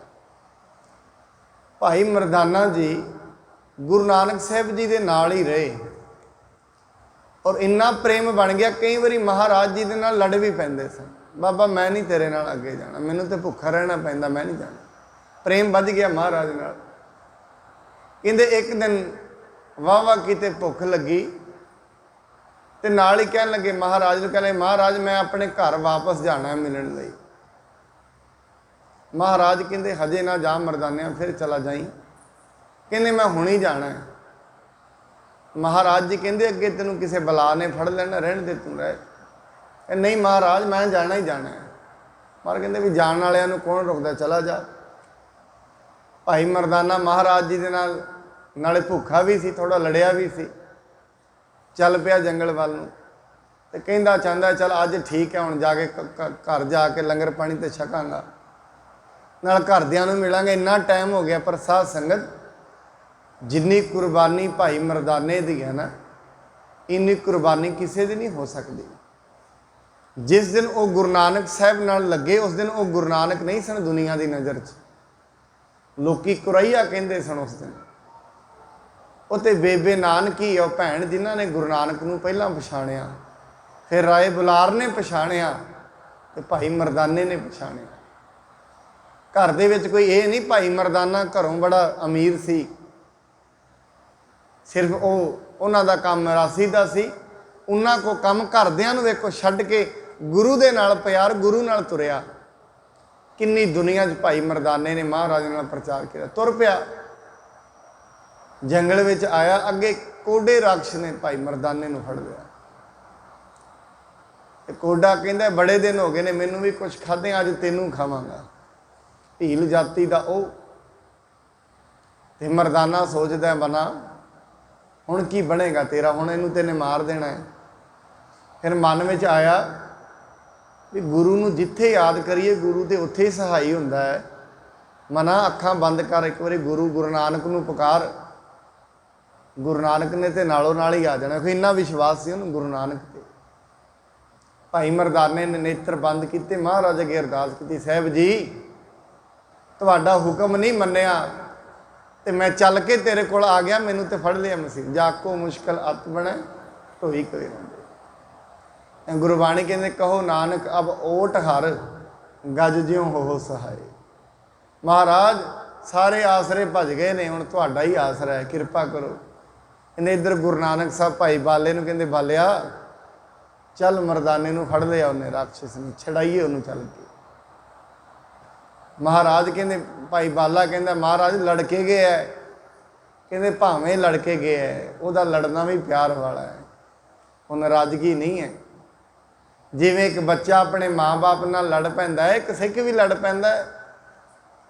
ਕੋਈ ਮੁਸੀਬਤ ਲੰਮੀ ਹੋ ਜਾਏ, ਮੈਂ ਕਹਿੰਦਾ ਜਦੋਂ ਕੋਈ ਗੁਰੂ ਕੁਛ ਦੇ ਨਹੀਂ ਨਾ ਰਿਹਾ ਹੋਏ, ਪਿਆਰ ਵਾਲਾ ਤੇ ਲੜ ਵੀ ਪੈਂਦਾ। ਮਹਾਰਾਜ ਇਹ ਕੀ ਹੈ, ਲੋਕਾਂ ਦੇ ਏਡੇ ਏਡੇ ਚਲਾਏ ਨੇ ਕੰਮ ਤੇ ਮੈਂ ਕਿੱਥੇ ਰਹਾਂਗਾ, ਮੇਰਾ ਵੀ ਚਲਾ। ਪਰ ਉਹ ਲੜਨਾ ਪਿਆਰ ਦਾ ਹੈ। ਜਿਵੇਂ ਇੱਕ ਬੱਚਾ ਆਪਣੇ ਮਾਂ-ਬਾਪ ਨਾਲ ਲੜ ਪੈਂਦਾ ਹੈ, ਇੱਕ ਸਿੱਖ ਵੀ ਲੜ ਪੈਂਦਾ ਆਪਣੇ ਗੁਰੂ ਦੇ ਨਾਲ, ਔਰ ਕਹਿ ਦਿੰਦਾ ਹੈ ਮਹਾਰਾਜ ਅੱਜ ਤੋਂ ਬਾਅਦ ਮੈਂ ਆਵਾਂਗਾ ਤੇ ਦਰਬਾਰ 'ਚ ਤੇਰੇ ਵੱਲ ਮੁੱਖ ਵੀ ਨਹੀਂ ਕਰਨਾ। ਐਵੇਂ ਹੋ ਸਕਦਾ ਹੈ, ਪਿਆਰ ਦੀ ਭਾਵਨਾ ਹੈ ਉਹਦੀ। ਗੁਰੂ ਵੀ ਅੰਦਰ ਦੀ ਭਾਵਨਾ ਹੀ ਜਾਣਦਾ। ਸਾਧ ਸੰਗ ਬਾਹਰ ਦੇ ਅਡੰਬਰਾਂ ਤੋਂ ਤੇ ਰੱਬ ਵੀ ਰਾਜੀ ਨਹੀਂ ਹੁੰਦਾ। ਭਾਈ ਬਾਲਾ ਕਹਿੰਦਾ ਮਹਾਰਾਜ ਜੀ ਹੈ ਕਿੱਥੇ ਨੇ? ਕਹਿੰਦੇ ਬੜੀ ਦੂਰ ਨੇ ਇੱਥੋਂ। ਕਹਿੰਦੇ ਪਹੁੰਚਾਂ ਕਿਵੇਂ? ਮਹਾਰਾਜ ਕਹਿੰਦੇ ਤੂੰ ਨੇਤਰ ਬੰਦ ਕਰ, ਹੁਣੀ ਅਸੀਂ ਪਹੁੰਚ ਜਾਣਾ। ਕੋਡੇ ਨੇ ਫੜਿਆ, ਜਦੋਂ ਚੁੱਕਿਆ ਭਾਈ ਮਰਦਾਨੇ ਨੂੰ ਸੁੱਟਣ ਲੱਗਿਆ ਤਪਦੇ ਹੋਏ ਕੜਾਏ ਵਿੱਚ। ਭਾਈ ਮਰਦਾਨਾ ਸੋਚਦਾ ਅੱਖਾਂ ਬੰਦ ਕਰ ਲਈਆਂ, ਪਤਾ ਨਹੀਂ ਗੁਰੂ ਨਾਨਕ ਆਉਣਾ ਹੈ ਕਿ ਨਹੀਂ। ਕਹਿੰਦੇ ਅੱਖਾਂ ਖੋਲੀਆਂ, ਕੋਡੇ ਨੇ ਹਜੇ ਫੜਿਆ ਹੋਇਆ, ਸਾਹਮਣੇ ਗੁਰੂ ਨਾਨਕ ਨੂੰ ਵੇਖਿਆ। ਕਹਿੰਦੇ ਕੋਡਿਆ ਹੁਣ ਤੇਰੀ ਕੁਛ ਨਹੀਂ ਚੱਲਣੀ। ਕਹਿੰਦੇ ਕਿਉਂ? ਔਖੀ ਘੜੀ ਨਾ ਦੇਖਣ ਦੇਈ, ਆਪਣਾ ਬਿਰਦ ਸੰਭਾਲੇ। ਹਾਥ ਦੇ ਰੱਖੇ ਆਪਣੇ ਕੋ, ਜਿਹਨੂੰ ਮੈਂ ਯਾਦ ਕਰਦਾ ਸੀ ਉਹ ਆ ਗਿਆ, ਉਹ ਸਾਹਮਣੇ ਖੜਾ ਹੈ। ਹਾਥ ਦੇ ਰੱਖੇ ਆਪਣੇ ਕੋ, ਸਾਸ ਸਾਸ ਪ੍ਰਤਪਾਲੇ। ਉਹ ਆ ਗਿਆ ਕੋਡਿਆ, ਹੁਣ ਤੂੰ ਮੇਰਾ ਕੁਛ ਨਹੀਂ ਵਿਗਾੜ ਸਕਦਾ। ਕਹਿੰਦੇ ਕੋਡੇ ਨੇ ਉਹ ਤੇਲ ਦੇ ਤਪਦਾ ਹੋਇਆ ਕੜਾਇਆ ਸੁੱਟਣ ਲੱਗਿਆ, ਕੜਾਇਆ ਠੰਡਾ, ਉਹਦੇ ਵਿੱਚ ਕੁਛ ਵੀ ਨਹੀਂ। ਸਾਧ ਸੰਗਤ ਇਸ ਕਰਕੇ ਗੁਰੂ ਦਾ ਸਿੱਖ ਗੁਰੂ ਅੱਗੇ ਅਰਦਾਸ ਕਰਕੇ ਗੁਰੂ ਤੋਂ ਬਹੁਤ ਕੁਛ ਲੈ ਲੈਂਦਾ। ਮੈਂ ਪਹਿਲਾਂ ਵੀ ਆਪ ਜੀ ਨੂੰ ਇੱਕ ਹੱਡ ਬੀਤੀ ਕਿਸੇ ਦੀ ਦੱਸੀ ਹੈ। ਉਹ ਕਹਿੰਦੇ ਨੇ ਮੇਰੀ ਕਿਸੇ ਨਾਲ ਲੜਾਈ ਹੋ ਗਈ। ਕਹਿੰਦੇ ਅਸੀਂ ਪਰਿਵਾਰ ਦੇ 2 ਹੀ ਮੈਂਬਰ ਸੀ, 3 ਮੈਂਬਰ ਸਾਂ। ਕਹਿੰਦੇ ਜਿਹੜੀ ਦੂਜੀ ਪਾਰਟੀ ਬੜੀ ਤਕੜੀ, ਉਹਨਾਂ ਦੀ ਥਾਣੇ ਦਰਬਾਰੇ ਬਹੁਤ ਚੱਲੇ। ਤੇ ਕਹਿੰਦੇ ਮੇਰੇ ਨਾਲ 2-4 ਬੰਦੇ, ਤੇ ਮੇਰੀ ਜਦੋਂ ਲੜਾਈ ਹੋਈ ਮੈਨੂੰ ਕਹਿੰਦੇ ਤੂੰ ਕਿਸੇ ਦੀ ਕੋਈ ਫੋਨ ਫਾਨ ਕਰਾਇਆ? ਕਹਿੰਦੇ ਮੈਂ ਕਹਿ ਕੇ ਆਇਆ ਗੁਰੂ ਨਾਨਕ ਨੂੰ, ਉਹਦਾ ਫੋਨ ਕਰਾ ਕੇ ਆਇਆ। ਹੁਣ ਜਿਵੇਂ ਲੋਕਾਂ ਦੀ ਸੋਚ ਹੁੰਦੀ ਹੈ ਕਮਲਾ ਹੋ ਗਏ, ਉਹ ਵੀ ਗੱਲ ਹੈ, ਚਲੋ ਅਰਦਾਸ ਕੀਤੀ ਹੈ। ਫਿਰ ਵੀ ਕਹਿੰਦਾ ਫਿਰ ਕੀ, ਜਦੋਂ ਅਰਦਾਸ ਹੀ ਕਰ ਲਈ ਗੁਰੂ ਦੇ ਅੱਗੇ, ਫਿਰ ਕਦਾ?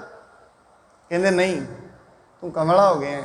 ਫਿਰ ਵੀ ਮਨੁੱਖ ਨੂੰ ਦੁਨੀਆ ਦੇ ਵਿੱਚ ਕਿਸੇ ਦੀ ਸਪੋਰਟ ਤੇ ਚਾਹੀਦੀ ਹੈ। ਕਹਿੰਦੇ ਜਦੋਂ ਇੱਕ ਦੀ ਸਪੋਰਟ ਮਿਲ ਗਈ, ਮੈਂ ਕਿਸੇ ਦੀ ਤੱਕੀ ਨਹੀਂ ਅੱਜ ਤਾਈਂ। ਕਹਿੰਦੇ ਮੈਨੂੰ ਹਸਪਤਾਲ 'ਚ ਲੈ ਗਏ, ਸੱਟ ਮੇਰੇ ਵੱਜੀ ਹੋਈ ਸੀ, ਦੱਸ ਰਿਹਾ ਸੀ ਉਹ ਮਨੁੱਖ। ਕਹਿੰਦੇ ਜਦੋਂ ਮੈਨੂੰ ਬੈੱਡ ਦੇ ਉੱਤੇ ਪਾਇਆ, ਜਿਹੜੇ ਬੈੱਡ ਤੇ ਪਾਇਆ ਪਿੱਛੇ ਗੁਰੂ ਨਾਨਕ ਦੀ ਫੋਟੋ ਲੱਗੀ ਹੋਈ ਸੀ। ਕਹਿੰਦੇ ਮੈਂ ਆਖਿਆ ਸੱਜਣਾ ਮੇਰੇ ਤੋਂ ਪਹਿਲਾਂ ਉਹ ਪਹੁੰਚ ਗਿਆ ਵੇ ਪਿੱਛੇ। ਕਹਿੰਦੇ ਉਹ ਤੋਂ ਮੈਨੂੰ ਦੂਜੇ ਵਾਰਡ 'ਚ ਸ਼ਿਫਟ ਕੀਤਾ, ਮੇਰੇ ਬੈੱਡ ਦਾ ਨੰਬਰ ਵੀ 13। ਕਿ ਮੈਂ ਆਖਿਆ ਸੱਜਣਾ ਆਹ ਵੇਖ ਫਿਰ ਪਹੁੰਚ ਗਿਆ ਜੀ। ਉਹ ਕਹਿੰਦੇ ਨੇ ਤੂੰ ਕਮਲਾ ਹੋ ਗਿਆ। ਐਵੇਂ ਕਹਿੰਦੇ ਨੇ ਸਾਧ ਸੰਗਤ ਲੋਕ। ਜਦੋਂ ਰੱਬ ਦੇ ਉੱਤੇ ਅੱਤ ਤੋਂ ਜ਼ਿਆਦਾ ਵਿਸ਼ਵਾਸ ਹੋ ਜਾਏ ਨਾ, ਮਨੁੱਖ ਫਿਰ ਕਮਲਿਆਂ ਵਿੱਚ ਗਿਣਿਆ ਜਾਂਦਾ ਹੈ। ਬਾਣੀ ਕਹਿੰਦੀ ਹੈ ਰਾਮ ਵਿਜੋਗੀ ਨਾ ਜੀਏ, ਜੀਏ ਤਾਂ ਬੌਰਾ ਹੋਏ।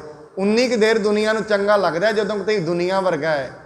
ਰੱਬ ਦੇ ਉੱਤੇ ਅੱਤ ਤੋਂ ਜ਼ਿਆਦਾ ਵਿਸ਼ਵਾਸ ਲੋਕੀ ਕਮਲਾ ਕਹਿਣ ਲੱਗ ਜਾਂਦੇ। ਅੱਤ ਤੋਂ ਜ਼ਿਆਦਾ ਵਿਸ਼ਵਾਸ, ਜਦੋਂ ਸਾਰਾ ਕੁਝ ਹੀ ਰੱਬ ਤੇ ਸੁੱਟ ਦਿੱਤਾ, ਦੁਨੀਆ ਕਹਿੰਦੀ ਕਮਲਾ ਹੋ ਗਿਆ, ਇਹ ਘਰ ਨੂੰ ਡੋਬੇਗਾ ਹੁਣ। ਐਵੇਂ ਕਹਿੰਦੇ ਨੇ ਲੋਕ। ਕਹਿੰਦੇ 13 ਨੰਬਰ ਬੈੱਡ। ਕਹਿੰਦੇ ਮੈਂ ਬਾਹਰ ਨਿਕਲਿਆ, ਸੱਟ ਤੋਂ ਬਾਅਦ ਦੂਜਿਆਂ ਨੇ ਬੜੇ ਫੋਨ ਕਰਾਏ ਹੋਏ ਸੀ। ਕਹਿੰਦੇ ਉਦੋਂ ਪਤਾ ਨਹੀਂ ਕਿਹੜੇ CM ਦੀ ਹਰਿਆਣੇ 'ਚ ਸਰਕਾਰ ਸੀ, ਉਹਦਾ ਜਿਹੜਾ PA ਕਿਤੇ ਦੂਰ ਮੈਨੂੰ ਮਿਲਿਆ ਹੋਇਆ ਸੀ, ਉਹ ਕੁਦਰਤੀ ਉਹਦੇ ਵਿੱਚ ਹਸਪਤਾਲ 'ਚ ਆਇਆ।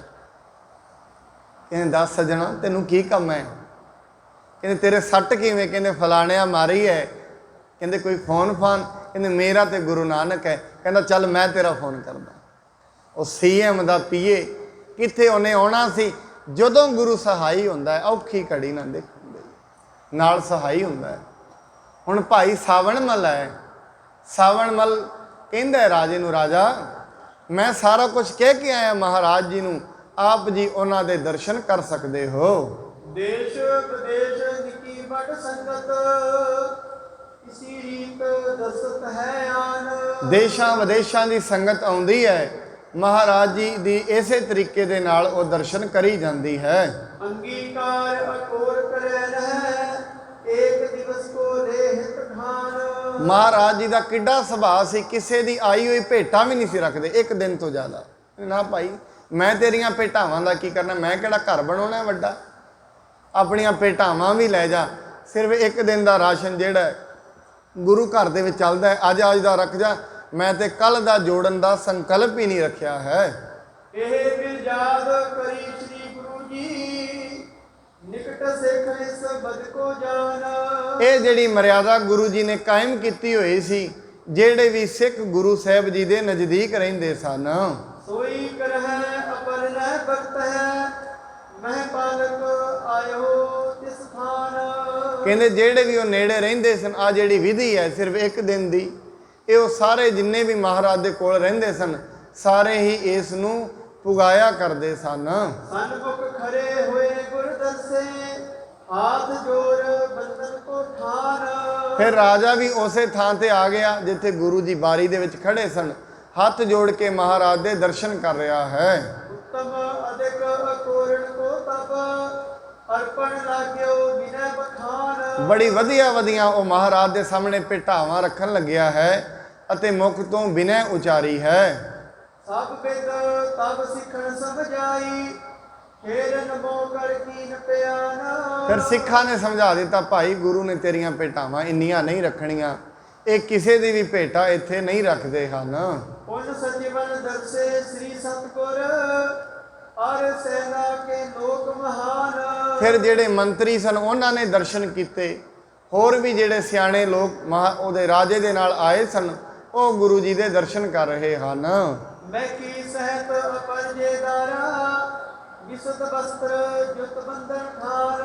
ਹੋਰ ਵੀ ਜਿਹੜੀਆਂ ਰਾਣੀਆਂ ਪਟਰਾਣੀਆਂ ਸਨ ਉਹ ਵੀ ਆ ਕੇ ਮਹਾਰਾਜ ਦੇ ਦਰਸ਼ਨ ਕਰ ਰਹੀਆਂ ਹਨ। ਆਵਤ ਜਾਤ ਪ੍ਰਣਾਮ ਸੋ ਕਰ ਕਰ ਸੀਸ ਨਿਵਾਏ ਜੋਰ ਕਰ ਪਾਨ। ਆਉਂਦੀਆਂ ਸਨ ਹੱਥ ਜੋੜ ਜੋੜ ਕੇ ਮਹਾਰਾਜ ਦੇ ਦਰਸ਼ਨ ਕਰ ਰਹੀਆਂ ਸਨ। ਇੱਕ ਰਾਣੀ ਸਨਮੁਖ ਜਬ ਹੋਈ ਚਟਿਤ ਬਸਤਰ ਤੇ ਬਦਨ ਛਿਪਾਏ। ਇੱਕ ਰਾਣੀ ਅੱਗੇ ਆਈ ਪਰ ਮਹਾਰਾਜ ਦੇ ਦਰਸ਼ਨ ਕਰਨੇ ਝੱਟ ਹੀ ਉਹਨੇ ਆਪਣਾ ਮੂੰਹ ਛੁਪਾ ਲਿਆ। ਮਹਾਰਾਜ ਨੇ ਕਿਹਾ ਕੱਪੜਾ ਨਹੀਂ ਲੈਣਾ ਮੂੰਹ ਤੇ, ਪਰ ਉਹਨੇ ਨਾਲੋਂ ਨਾਲ ਆਪਣਾ ਮੂੰਹ ਛੁਪਾ ਲਿਆ ਹੈ। ਉਤੀ ਨਵੀਨ ਲਾਜ ਉਰਛਾਈ ਮਤ ਬਿਨ ਗੁਰ ਬਚਨ ਨਾ ਸਿਮਰਾਏ। ਕਹਿੰਦੇ ਉਹ ਰਾਜੇ ਦੀ ਰਾਣੀ ਸੀ ਪਰ ਉਹ ਨਵੀਂ ਨਵੀਂ ਆਈ ਸੀ, ਉਹਨੇ ਲੱਜਾ ਦੇ ਕਾਰਨ ਮੂੰਹ ਛੁਪਾ ਲਿਆ। ਪਰ ਗੁਰੂ ਸਾਹਿਬ ਦੇ ਬਚਨ ਜਿਹੜੇ ਨੇ ਮਹਾਰਾਜ ਦੇ ਅਟਲ ਬਚਨ ਆ ਹੁਣ ਭੁੱਲ ਗਈ ਹੈ। ਇਸ ਕੀ ਦਿਸ ਅਵਲੋਕਨ ਕਰਕੇ ਸਤਿਗੁਰ ਬੋਲੇ ਸਹਿਜ ਸੁਭਾਏ। ਮਹਾਰਾਜ ਜੀ ਉਹਦੇ ਵੱਲ ਵੇਖ ਰਹੇ ਸਨ, ਮਹਾਰਾਜ ਜੀ ਨੇ ਸਹਿਜ ਸੁਭਾਈ ਬਚਨ ਕੀਤਾ ਹੈ। ਇਹ ਕਮਲੀ ਕਿਸ ਕਾਰਨ ਆਈ ਜੇ ਹਮਰੋ ਦਰਸ਼ਨ ਨਹਿ ਪਾਏ। ਮਹਾਰਾਜ ਕਹਿੰਦੇ ਨੇ ਇਹ ਕਮਲੀ ਕਿਹੜੇ ਕਾਰਨ ਆਈ ਹੈ ਜਿਹਨੂੰ ਸਾਡੇ ਦਰਸ਼ਨ ਹੀ ਚੰਗੇ ਨਹੀਂ ਲੱਗੇ, ਇਹਨੇ ਸਾਡੇ ਕੇ ਮੂੰਹ ਛਪਾ ਲਿਆ। ਹੁਣ ਸਾਧੂ ਬੋਲੇ ਸਹਿਜ ਸੁਭਾਈ, ਸਾਧਕਾ ਬੋਲਿਆ ਬਿਰਥਾ ਨਾ ਜਾਏ। ਗੁਰੂ ਸਹਿਜ ਸੁਭਾਈ ਬਚਨ ਕਰਦਾ ਹੈ। ਮਹਾਰਾਜ ਜੀ ਨੇ ਬਚਨ ਕੀਤਾ ਕਮਲੀ ਕਿਹੜੇ ਵਾਸਤੇ ਆਈ ਹੈ ਜਿਹਨੂੰ ਸਾਡੇ ਦਰਸ਼ਨ ਚੰਗੇ ਨਹੀਂ ਲੱਗੇ ਹਨ।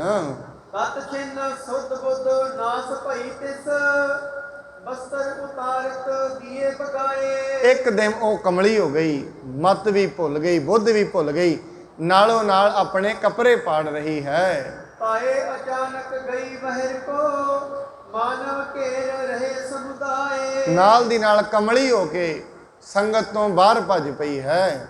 ਨਿਪਤ ਬ੍ਰਿਤਾਂਤ ਸੁਣਿਓ ਗੁਰ ਬਚ ਕੋ ਅਦਕ ਤਰਾਸ ਕਰ ਉਰ ਬਿਸਮਾਏ। ਮਹਾਰਾਜ ਜੀ ਜਦੋਂ ਰਾਜੇ ਨੇ ਇਹ ਸਾਰੀ ਗੱਲ ਸੁਣੀ, ਰਾਜਾ ਬੜਾ ਅਚੰਭਿਤ ਹੋਇਆ ਅਤੇ ਗੁਰੂ ਜੀ ਦੇ ਬਚਨਾਂ ਨੂੰ ਯਾਦ ਕਰ ਰਿਹਾ ਹੈ।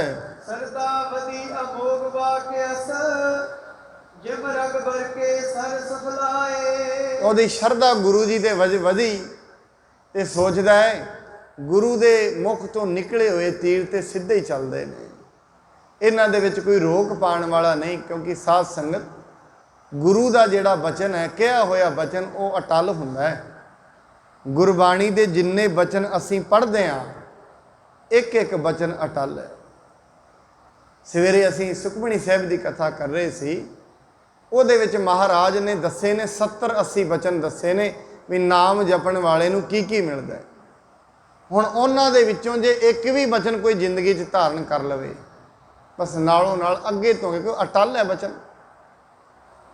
ਕਹਿੰਦੇ ਨੇ ਕੋਈ ਸਾਧੂ ਹੋਏ ਨੇ, ਉਹਨਾਂ ਦੇ ਕੋਲ ਕੋਈ ਸਿੱਖ ਤੁਰ ਕੇ ਆਇਆ ਤੇ ਉਹ ਬਚਨ ਇਹ ਕਰਦਾ ਹੈ, ਕੋਈ ਮੁਸਲਮਾਨ ਪਰਿਵਾਰ ਸੀ ਤੇ ਉਹਦੇ ਕੋਲ ਸਾਰਾ ਕੁਝ ਉਹਦਾ ਚਲਾ ਗਿਆ ਤੇ ਆ ਕੇ ਉਹ ਸਾਧੂ ਦੇ ਕੋਲ ਰਹਿਣ ਲੱਗ ਪਿਆ। ਉਹ ਕਹਿੰਦਾ ਭਾਈ ਮੈਂ ਵੀ ਇੱਥੇ ਲੰਗਰ ਛਕਦਾ, ਤੂੰ ਵੀ ਛਕੀ ਚੱਲ। ਤੇ ਉਹ ਰੋਜ਼ ਦੀ ਰੋਜ਼ ਉਹ ਕਥਾ ਕਰਿਆ ਕਰਦੇ ਸਨ। ਉਹ ਕਹਿੰਦਾ ਤੁਸੀਂ ਇੱਕ ਕਥਾ ਕਰਦੇ ਹੋ ਕਿ ਗੁਰਬਾਣੀ ਦੇ ਵਿੱਚ ਕੋਈ ਐਸੀ ਵੀ ਚੀਜ਼ ਹੈ ਜਿਹਦੇ ਕਰਨ ਦੇ ਨਾਲ ਘਰ ਦੇ ਵਿੱਚ ਰਿੱਧੀਆਂ ਸਿੱਧੀਆਂ ਪੈਸਾ ਧੇਲਾ ਵੀ ਆ ਜਾਏ, ਸੀ ਤੇ ਬੜੇ ਗਰੀਬ ਆ। ਉਹ ਬਾਬਾ ਜੀ ਕਹਿੰਦੇ ਨੇ ਹੈ ਕਿਉਂ ਨਹੀਂ, ਗੁਰਬਾਣੀ ਕਹਿੰਦੀ ਹੈ ਪ੍ਰਭ ਕੈ ਸਿਮਰਨ ਰਿੱਧ ਸਿੱਧ ਨੌ ਨਿੱਧ। ਗੁਰੂ ਦੀ ਇਹ ਪੰਕਤੀ ਕਹਿੰਦੀ ਹੈ, ਗੁਰੂ ਦਾ ਰੱਬ ਦਾ ਨਾਂ ਜਪਿਆ ਰਿੱਧੀਆਂ ਸਿੱਧੀਆਂ 9 ਨਿਧੀਆਂ, ਸੋਨਾ ਚਾਂਦੀ ਹੀਰੇ ਆ ਜਾਂਦੇ ਨੇ। ਕਹਿੰਦੇ ਫਿਰ ਮੈਂ ਕੀ ਕਰਾਂ? ਕਹਿੰਦੇ ਤੂੰ ਬਸ ਆਹ ਪੰਕਤੀ ਜਪੀ ਚੱਲ। ਹੁਣ ਉਹ ਮੁਸਲਮਾਨ ਪਰਿਵਾਰ ਹੈ, ਦੋਵੇਂ ਮੀਆਂ ਬੀਬੀ ਉੱਥੇ ਰਹਿੰਦੇ ਸਨ। ਦੋਵੇਂ ਜਣੇ ਇਹ ਪੰਕਤੀ ਦਿਨ ਰਾਤ ਨੂੰ ਜਪਦੇ ਨੇ, ਇੱਕੋ ਹੀ ਪੰਕਤੀ ਬਸ, ਪ੍ਰਭ ਕੈ ਸਿਮਰਨ ਰਿੱਧ ਸਿੱਧ 9 ਨਿਧ ਜਪੀ ਜਾਂਦੇ। ਗੁਰੂ ਦਾ ਬਚਨ ਹੈ, ਬਾਣੀ ਤੇ ਨਿਰੰਕਾਰ ਦੀ ਹੈ, ਧੁਰ ਦਰਗਾਹੋਂ ਇਹ ਬਚਨ ਹੋਏ ਨੇ, ਜਪਦੇ ਰਹੇ। ਕਹਿੰਦੇ ਇੱਕ ਦਿਨ ਕੋਈ ਵੱਡਾ ਸ਼ਾਹੂਕਾਰ ਆਇਆ, ਉਹ ਉਹਨਾਂ ਨੂੰ ਕਹਿੰਦਾ ਚਲੋ ਮੇਰੇ ਨਾਲ ਚਲੋ, ਇੱਥੇ ਕੀ ਰਹਿੰਦੇ ਹੋ, ਮੈਂ ਤੁਹਾਨੂੰ ਮੇਰੇ ਡੇਰੇ ਤੇ ਕੰਮ ਕਰਿਓ, ਨਾਲੇ ਤੁਹਾਨੂੰ ਤਨਖਾਹ ਵੀ ਦਿਆਂਗਾ। ਹੌਲੀ ਹੌਲੀ ਜ਼ਿੰਦਗੀ ਬਦਲੀ, ਉੱਧਰ ਚੱਲ ਗਏ। ਕਹਿੰਦੇ ਬੜੇ ਸਾਲਾਂ ਬਾਅਦ 5 7 10 ਸਾਲਾਂ ਬਾਅਦ ਉਹ ਮਨੁੱਖ ਤੁਰ ਕੇ ਆਇਆ ਤੇ ਬਾਬਾ ਜੀ ਜਿਹੜੇ ਕਥਾ ਕਰਦੇ ਸੀ ਉਹਨਾਂ ਨੂੰ ਮਿਲਿਆ। ਕਹਿੰਦੇ ਮੈਨੂੰ ਪਛਾਣ ਲਿਆ? ਕਹਿੰਦੇ ਪਛਾਣਿਆ ਤੇ ਨਹੀਂ। ਕਹਿੰਦੇ ਮਹਾਰਾਜ ਮੈਂ ਬੜਾ ਕੁਝ ਲੈ ਕੇ ਆਇਆ ਤੁਹਾਡੇ ਵਾਸਤੇ। ਉਹ ਘੋੜਿਆਂ ਤੇ ਹਾਥੀਆਂ ਤੇ ਚੜ੍ਹ ਕੇ ਆਇਆ। ਕਹਿੰਦੇ ਮੈਂ ਉਹੀ ਆ ਜਿਹੜਾ ਤੁਹਾਡੇ ਕੋਲ ਰਹਿ ਕੇ ਸੇਵਾ ਕਰਿਆ ਕਰਦਾ ਸੀ।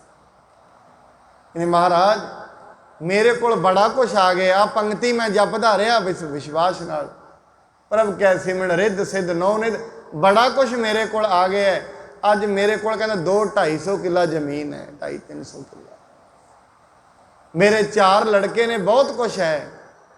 ਹੁਣ ਕਿਰਪਾ ਕਰੋ, ਪੈਸਾ ਤੇ ਬੜਾ ਆ ਗਿਆ ਹੈ, ਹੁਣ ਮੈਨੂੰ ਅੱਗੇ ਦੁਨੀਆ ਦੀ ਸੂਝ ਵੀ ਬਖਸ਼ੋ। ਹੁਣ ਕਹਿੰਦੇ ਨੇ ਅਗਲੀ ਕੋਈ ਪੰਕਤੀ ਹੈ ਗੁਰਬਾਣੀ 'ਚ? ਕਹਿੰਦੇ ਬਸ ਇਹ ਤੋਂ ਅਗਲੀ ਹੋਈ ਹੈ, ਪ੍ਰਭ ਕੈ ਸਿਮਰਨ ਗਿਆਨ ਧਿਆਨ ਤਤ ਬੁੱਧ। ਕਹਿੰਦੇ ਬਸ ਹੁਣ ਇਹ ਜਪੀ ਚੱਲ, ਤੈਨੂੰ ਗਿਆਨ ਵੀ ਹੋ ਜਾਏਗਾ, ਦੁਨੀਆ ਦੀ ਸਮਝ ਵੀ ਲੱਗ ਜਾਏਗੀ। ਕਹਿੰਦੇ ਅਗਲੀ ਜਪ ਲਾ ਬਸ। ਤੇ ਫਿਰ ਉਹਨੇ ਉਹ ਜਪਣੀ ਸ਼ੁਰੂ ਕਰ ਦਿੱਤੀ। ਕਹਿੰਦੇ ਉਹਨੂੰ ਗਿਆਨ ਵੀ ਹੋ ਗਿਆ। ਇਹ ਗੁਰਬਾਣੀ ਦੇ ਜਿਹੜੇ ਬਚਨ ਨੇ ਗੁਰੂ ਦੇ, ਗੁਰੂ ਨਾਨਕ ਸਾਹਿਬ ਨੇ ਆਪ ਕਿਹਾ, ਨਾਨਕ ਨੀਚ ਕਹੈ ਵਿਚਾਰ ਵਾਰਿਆ ਨਾ ਜਾਵਾਂ। ਇੱਕ ਵਾਰ ਮਹਾਰਾਜ ਨੇ ਇੰਨੀ ਵੱਡੀ ਅਵਸਥਾ ਹੁੰਦਿਆਂ ਕਿਹਾ ਮੈਂ ਤੇ ਕੁਛ ਵੀ ਨਹੀਂ, ਇਹ ਬਾਣੀ ਅਕਾਲ ਪੁਰਖ ਦੀ ਹੈ, ਵਾਹਿਗੁਰੂ ਦੀ ਹੈ। ਸੋ ਸਾਧ ਸੰਗਤ ਜਿਹੜੇ ਵੀ ਗੁਰੂ ਦੇ ਬਚਨ ਮੰਨਦੇ ਨੇ, ਇਹ ਬਚਨ ਗੁਰੂ ਦੇ ਅਟੱਲ ਹੁੰਦੇ ਨੇ। ਜਿਹੜਾ ਵੀ ਬਚਨ ਗੁਰੂ ਨੇ ਗੁਰਬਾਣੀ 'ਚ ਕੀਤਾ ਹੈ ਅਟੱਲ ਹੈ। ਦੁਨੀਆ ਰਹੇ ਨਾ ਰਹੇ, ਇਹ ਬਚਨ ਜ਼ਰੂਰ ਰਹਿਣਗੇ। ਆਦ ਸੱਚ ਜੁਗਾਦ ਸੱਚ ਹੈ ਵੀ ਸੱਚ ਨਾਨਕ ਉਸ।